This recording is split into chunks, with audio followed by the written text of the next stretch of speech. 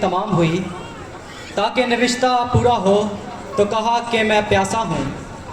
नतीसाइद वहाँ सिरके से भरा हुआ एक बर्तन रखा था। बस उन्होंने सिरका में भिगोए हुए स्पंज को जूफे की शाख पर रखकर उसके मुंह से लगाया। पर जब यसु ने वो सिरका पिया तो कहा तमाम हुआ। खुदा उनके पाक कलाम के पढ़े और सुने जाने पर हम सबको बरकत मिले। अजीज़ों, जो मुझे कलमा दिया गया है वो खुदा यसु मसीह का छठा कलमा है, तमाम हुआ। ये लफ्ज़ उर्दू के 2 अल्फाज से मिलकर बना है, तमाम हुआ, और इंग्लिश के 3 वर्ड से मिलकर बना है, इट इज़ फिनिश्ड। और यूनानी में जो लफ्ज़ इस्तेमाल हुआ है वो है तेतलिस्ताई, जिसका वर्ब है तेल्यू, जिसका मतलब है अंजाम तक पहुंचना, मुकम्मल कर देना, पूरा कर देना। ये वो लफ्ज़ है जो किसी अमल को सही मायनों में बयान करने के लिए इस्तेमाल हुआ है। जब किसी काम को आप मुकम्मल कर लेते हैं तो आप ये लफ्ज़ इस्तेमाल करते हैं तेल्यू। मिसाल के तौर पर आप किसी पहाड़ पर चढ़ रहे हैं और जब आप चोटी पर पहुंच जाते हैं तो आप खुश होते हैं और खुशी से बोलते हैं तेल्यू। इसके बाद आप किसी कार को ख़रीदते हैं तो जब लास्ट पेमेंट अदा करते हैं तो आप बोलते हैं तेल्यू, यानी मुकम्मल हो गया, अंजाम तक पहुंचा। और फिर आप 100 मीटर की दौड़ रहे हैं और जब आप फिनिश लाइन को टच करते हैं तो आप बोलते हैं तेल्यू, यानी तमाम हुआ। और उसके बाद आप जगह खरीदते हैं और जब जगह खरीद लेते हैं, घर बनाते हैं, जब घर बन जाता है आप लॉक खोलते हैं और अंदर दाखिल होते हैं और कहते हैं तेल्यू, यानी जो काम शुरू किया गया था वो अंजाम तक पहुंचा।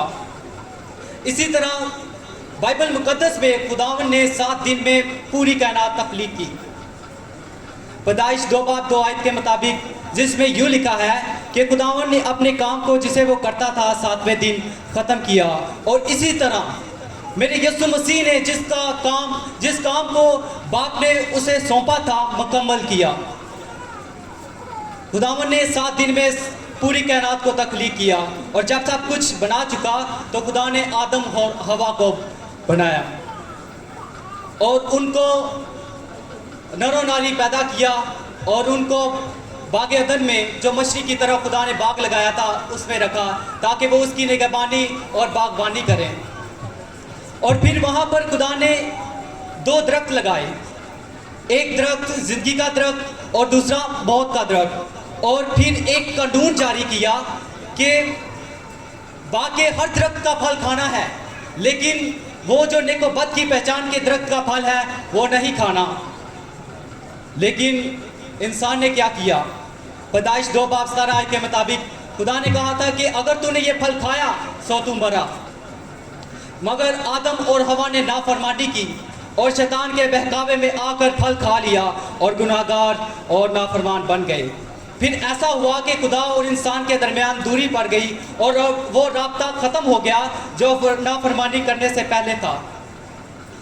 अजीज़ों, फिर भी खुदा की मोहब्बत देखो, उसने इंसान के दोबारा मिलाप के लिए बहुत से लोगों को तैयार किया ताकि वो लोगों को वापस लेकर आएं, जिनमें बादशाह थे, काहिन थे, मलका थी और खुदा के नबी थे, लेकिन कोई भी उस काम को मुकम्मल ना कर सका। फिर खुदा ने आखिर अपने बेटे को भेजा, अपने इकलौते बेटे को भेजा। यूहन्ना 3 बाब 16 आयत के मुताबिक, क्योंकि खुदा ने दुनिया से ऐसी मोहब्बत रखी कि उसने अपना इकलौता बेटा बख्श दिया ताकि जो कोई उस पर ईमान लाए हलाक ना हो बल्कि हमेशा की। और फिर लिखा है कि एक आदम के वसीला से मौत दुनिया में आई और दूसरे आदम के वसीला से जिंदगी। अब जितने भी मसीह को कबूल करते हैं, जितने भी खुदा यसु मसीह को अपना शख्सी निजात दहिंदा कबूल करते हैं, वो उस खुदा के बेटों बेटियों में शामिल हो जाते हैं। अजीज़ों, खुदा यसु मसीह ने उस दूरी को ख़त्म किया जो बाप और इंसान के दरमियान थी। बड़े ने एक बार ही कुर्बान होकर हमें अपने लहू से मूल खरीद लिया। मेरे अजीज़ों, खुदावन ने अपने दुखों की परवाह नहीं की। खुदा ने कोड़ों की और कांटों की और जो कील उसको ठोके गए थे उनकी परवाह नहीं की, बल्कि वो फतह का जुमला सलीब पर बोल रहे हैं, तमाम हुआ। उनकी सोच व जो अप्रोच इस काम के ऊपर है जो बाप ने बेटे को सौंपा था, जिसकी खातिर उन्होंने सलीब उठाई, जिनकी खातिर वो यरूशलेम की गलियों में चलते रहे, वो इस बात पर फोकस किए हुए थे। जिसकी खातिर उन्होंने लान तान बर्दाश्त की, जिसकी खातिर उनके सब छोड़ गए, अभी भी उसका फोकस उन पर नहीं था।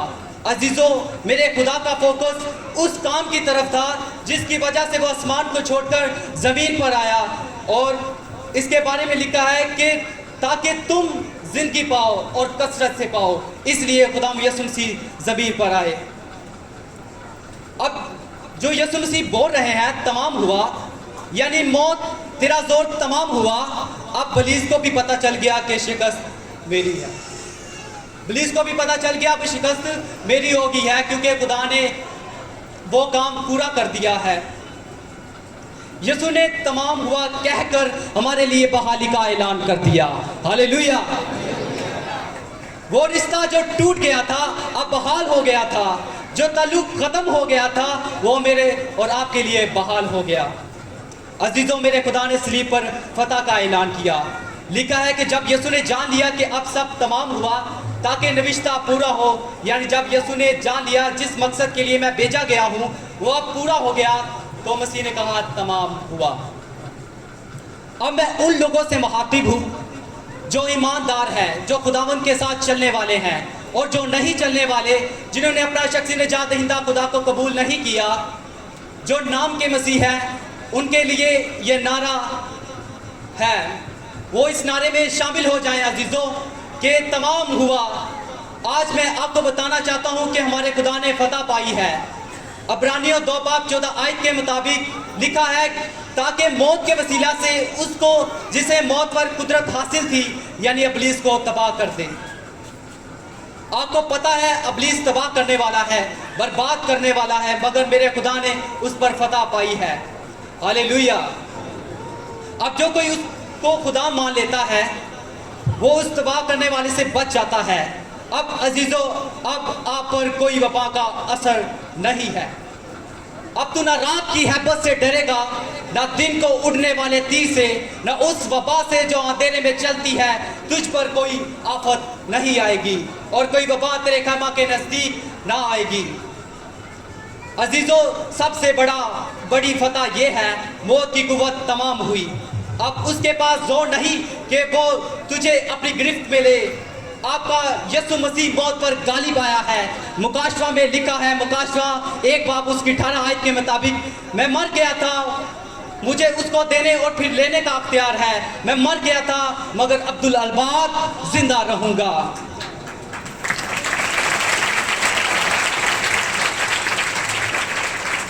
अब जिस तरह वो जिंदा है हम भी जिंदा रहेंगे। पौलुस रसूल फरमाते हैं, जिस तरह मसीह अब जिंदा है इसी तरह हम भी जिंदा रहेंगे। खुदा आप सबको बरकत दे।